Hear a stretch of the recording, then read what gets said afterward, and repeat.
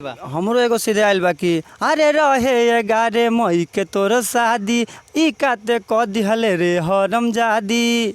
अरे रहे 11 मई के तोर शादी ई काते क दिहले रे हरम जादी। बरत खिस खबर सुन के कके बहाना हनीमून के कैले भतार के खून ते लगातार वायरल हो रहा बा। दोनों भाई कहीं ना कहीं जौन ट्रेंडिंग मैटर है बड़ा समाज में एगो चलता पति पत्नी के रिश्ता के जौन बा कीजिए तमाम पत्नी लोग भी कलंकित करता, पति लोग भी कलंकित करता। तो वही पर आधारित ही दोनों भाई सिंगर लोग अलग अलग तरीका के जौन गाना गौले बा। लगातार ही गाना जौन बा जो वायरल होता देखल जाता कि कितना पत्नी जौन बा जो पति के कहीं ना कहीं सूटकेस वाला कहानी बना देती है, तो कहीं जौन बा जो ड्रम वाला कहानी सुने में आवता, तो कहीं कहीं घूमे जाए के बहाना सुने में आवता। तो लगातार ही देखल जाता एगो पति तो इहो देखल गई कि 4 गो बच्चन के लेकर के ट्रेन के ट्रैक पे भी ऐसा कहानी सुनल जाता। तो आई सीधे यहाँ लोग से गाना सुनल जाओ। तो गाना कौन बा सीधे सुनाई हमारा दर्शक के। गाना बटे कि रूह का पत्ता बतिया सुन के कके साजिश ले गइल हनीमून के। रूह का पत्ता बतिया सुन के कके साजिश ले गइल हनीमून के। पूरा कैला से अपन सपनवा हो बड़ी पापी बिया सोना मामा हो मरद के लिहलस जनमा हो। बड़ी पापी बिया सोना मामा हो मरद के लिहलस जनमा हो। वाह वाह। अच्छा और कौन गाना बा जौन सीधे आइल बा। हमरो एगो सीधे आइल बा कि अरे रहे 11 मई के तोर शादी ई काते क दिहले रे हरम जादी। अरे रहे 11 मई के तोर शादी ई काते क दिहले रे हरम जादी। बरत खिस खबर सुन के कके बहाना हनीमून के कैले भतार के खून ते कके बहाना हनीमून के कैले भतार के खून ते।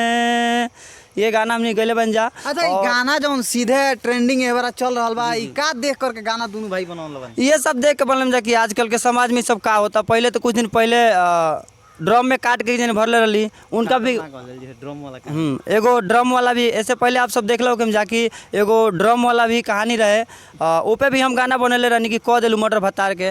तो वो गाना के भी आप सब बहुत दुलार प्यार दें। बगल वाला जिले में सूटकेसो वाला कहानी एगो देखे के मिल रहा। जी जी ये सब देख के तो हमनी के समाज के एगो टिप्पणी देते जा कि ऐसा कुछ लोग ना करे ना तो शादी ब्याह से लोग के विश्वास उठल जाता थे। और ये सब सोच के हमने के सोचेंगे जागरूक होके। अच्छा रउआ का विचार बनल कि गाना सीधे लिख दनी गाना। बस सब हम सब देख के मतलब ऐसे ट्रेंड चलता इंस्टा फेसबुक पर सब कुछ हर जगह पर कि पति पत्नी के हत्या कर देता रही। ऐसे पूरा मतलब मर्द समाज में खौफ बना रहता, डर के माहौल बना रहता। जौन पति पत्नी के जौन रिश्ता रहला जौन प्यार वाला कहीं ना कहीं अब दूरी बनल दिखता कि प्यार रहता, शादी हो जाता, प्रेमिका के सुपारी दे के आदमी मरवा देता। ऐसे पूरा लोग डर रहता। अच्छा इस समाज में जौन पहले के पति पत्नी के रिश्ता रहला कितना प्यार से लोग मिलजुल के रहत रहला, लेकिन आज से 2 साल 4 साल पहले ना देखल जाता रहला। लेकिन ई जौन कहानी है सामने आइल बाकी कहाँ से याद आता सब बस सब माहौल के हिसाब से होता। ऐसे प्यार मोहब्बत होता। अगर प्यार मोहब्बत भइल बा पहले से मतलब जतावल नहीं जाता ओकरा के शादी जबरदस्ती करा दिया जाता। तो लड़की बस वह सब करता रही, सुपारी देता रही, अपना बॉयफ्रेंड के बुला के जान से मरवा देता रही। अच्छा तो ऐसा लोग से का अपील रही रहल कि एगो सिंगर के नाते देखी जा हमारा अपनी के भारत के संविधान में एगो बात लिखल गई बा कि बेटी बचाओ बेटी पढ़ाओ।